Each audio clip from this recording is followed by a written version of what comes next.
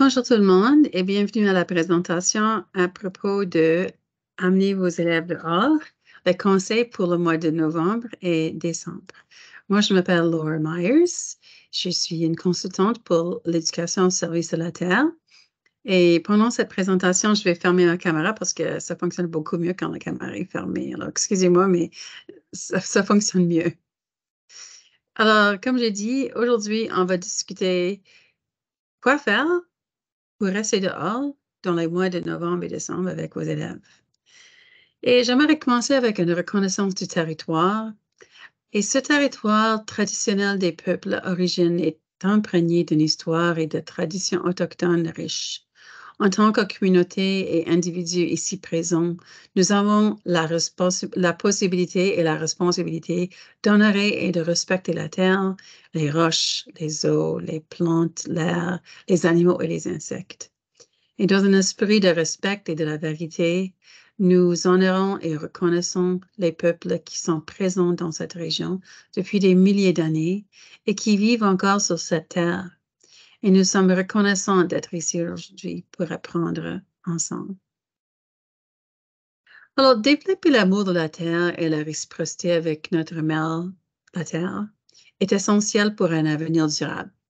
En tant qu'éducateurs, nous pouvons contribuer à créer des enfants dont le cœur et l'esprit sont profondément enracinés dans la durabilité. Alors, faisons notre part et mettons nos enfants à l'extérieur avec un programme d'apprentissage expérientiel basé sur le lieu. Alors, pendant cette présentation, on va parler à propos des raisons de rester dehors toute l'année et quelles activités que vous pouvez faire dehors avec eux. Alors, on veut développer un sens du lieu avec nos élèves. Il y a beaucoup de possibilités d'apprentissage à l'extérieur au fil des saisons. Et les élèves développent leur résilience, leur courage, leur appréciation et leur amour pour toutes les saisons. Ils apprennent à se préparer, à être responsables et à faire preuve d'esprit critique. Ils développent le travail d'équipe.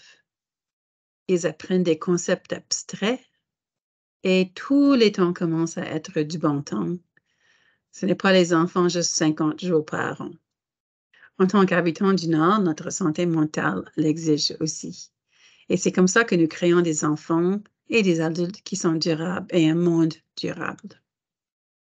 Alors d'abord, quelles sont les considérations à prendre en compte pour travailler à l'extérieur et dans la communauté en novembre et au-delà?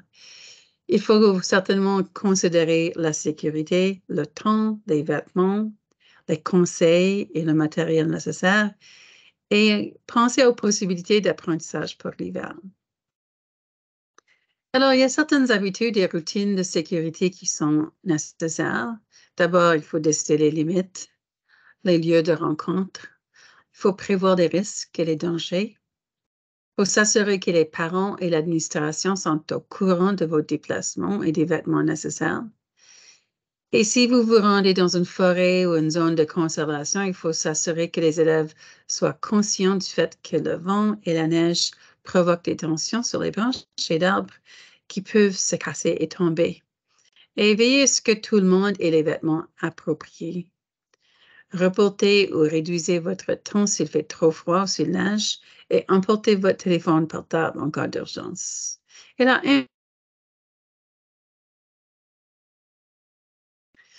bien sûr, il faut penser à la météo. Il faut parler du temps. Alors, il faut penser aux normes saisonnières pour votre région, comme la température, la pluie, la neige. Il faut penser au refroidissement éolien. Alors, s'il fait négatif 20 degrés, peut-être qu'il fait beaucoup plus froid que ça avec le vent. Et là, pensez au soleil. Vous pouvez vous sentir plus chaud, même s'il fait froid, s'il fait soleil. On peut même avoir des coups de soleil en hiver. Parlons encore de la météo, ça va certainement avoir un effet sur les lieux de rencontre, la durée du temps que vous êtes dehors et les activités que vous allez faire. Et utilisez votre salle de classe comme bureau et sortez pour faire votre travail de terrain. Comme vêtements, je pense que c'est un peu évident, mais il faut avoir des vêtements qui sont appropriés. Les bottes sont les plus importantes, assez grandes, les pantalons chauds, chapeau, manteaux, les moufles, les gants avec moufles, couche de bas. Et là, à l'extérieur, demandez-leur s'ils ont choisi les bons vêtements. Alors, il faut faire attention qu'ils sont ils sont bien habillés et éduquez vos parents aussi. Invitez-les à l'extérieur pour qu'ils fassent eux-mêmes l'expérience. Il y a certainement les matériaux essentiels. Alors, les sièges ou les sit spots sont vraiment bons pour s'amuser. On peut s'asseoir par terre. Les crayons de golf, les clipboards, les tableaux blancs pour protéger le papier. Les loupes. Les meilleures pratiques en extérieur, c'est de parler aux élèves depuis le milieu de la file d'attente, dos au soleil. Circle up dans un grand espace. Il faut être flexible pour prendre en compte les autres centres d'intérêt des élèves et les impliquer. Et structurer la journée. Commencer la journée à l'extérieur. Quand la cloche sonne, en se rend au lieu de rendez-vous, utilisez la cloche pour vous aider à comprendre, à savoir quand vous allez aller dehors. Et les cercles d'acquisition de connaissances ou les CAC sont très, très utiles dehors. Il y a certainement du travail d'équipe, se serrer les coudes dehors, et les jeux coopératifs que vous pouvez faire. Vous pouvez apprendre à connaître les détarades et les traîneaux à chiens et créer un événement pour une autre classe ou pour une école.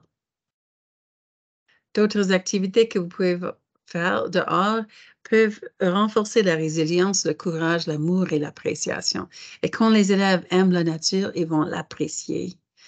Alors, comme j'ai mentionné avant, il y a les jeux coopératifs. Vous pouvez vous promener dans la neige, passer dans les bois, prendre des photos de la beauté et juste, en fait, apprécier la beauté. Vous pouvez enseigner les concepts très abstraits dehors aussi. Par exemple, l'adaptation de survie des animaux, l'idée de prédateur, proie, le camouflage, les stratégies de survie. Soyez un renard, un chevreuil ou une souris. Comment chasserais-tu ta nourriture sous la neige? La sublimation est un phénomène très intéressant que les élèves peuvent étudier dehors. Il est clair que passer du temps dehors aide la santé mentale aussi. Les élèves apprécient le calme et reconnaissent le silence de la neige. Les sièges dehors et le temps seul sont importants. On peut faire du yoga en plein air. On peut voir le paysage et prendre les photos. Puis j'ai appris ce qu'on appelle le plugging. C'est une mode suédoise de remise en forme. Ça veut dire que tu fais du jogging et tu ramasses les déchets à l'extérieur. Alors, ça a l'air très intéressant. Quelques exemples d'apprentissage offerts qui sont uniques dans le froid et l'hiver, c'est tu peux construire un hiver avec de la neige, les différents types de neige, créer un festival d'hiver, faire des Jeux olympiques d'hiver, comparer les températures, prévoir et mesurer les chutes de neige. Vous pouvez faire des expériences sur la glace et vous pouvez faire des activités comme le curling, le bowling, par exemple. Toutes sortes de possibilités là. Et ce que vous pouvez apprendre à propos de la vie à l'extérieur en hiver, vous pouvez apprendre à propos de la congélation. Où vont les animaux? Vous pouvez étudier les arbres à feuilles caduques.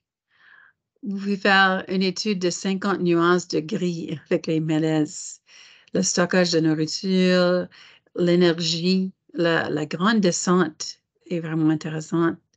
Les concepts écologiques, le changement en hiver et les modèles météorologiques en hiver et le stockage de l'humidité.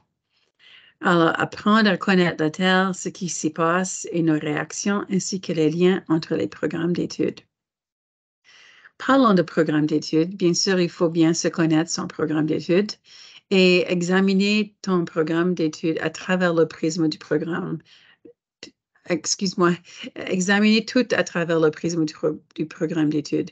Comment puis-je relier ceci à mon programme? Se promener, être à l'extérieur dans son propre quartier et faire passer l'apprentissage de l'intérieur à l'extérieur. Ce que je fais actuellement à l'intérieur, est-ce que je pourrais mieux faire à l'extérieur, sur le terrain? C'est toujours une bonne idée d'avoir des objectifs. Alors, on recommande que vous fassiez un objectif de 2023. Aller dehors. Je connais un enseignant et son objectif était d'aller dehors au moins une fois par jour pour toute l'année. Alors, ça, c'est vraiment un bon objectif. On va discuter d'autres choses que vous pouvez faire dehors. On peut faire de l'art. On peut faire un commentaire social avec l'art, construire des structures, faire des croquis, écrire des chansons, écrire des pièces de théâtre, créer des jeux d'hiver, écrire des histoires. Il y a toutes sortes de choses que vous pouvez faire dehors. Peindre les ciels d'hiver. On peut faire des études indigènes.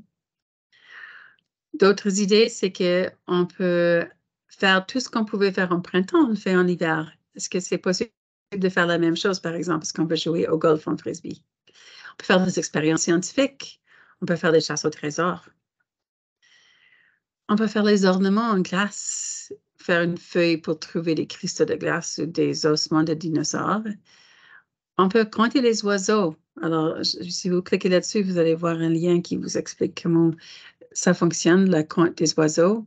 Collectionner des graines et fabriquer des boules de graines pour le printemps, faire un tableau de lever et coucher du soleil, mesurer les ombres, noter les changements de température, revisiter le même arbre pour voir les changements pendant l'hiver.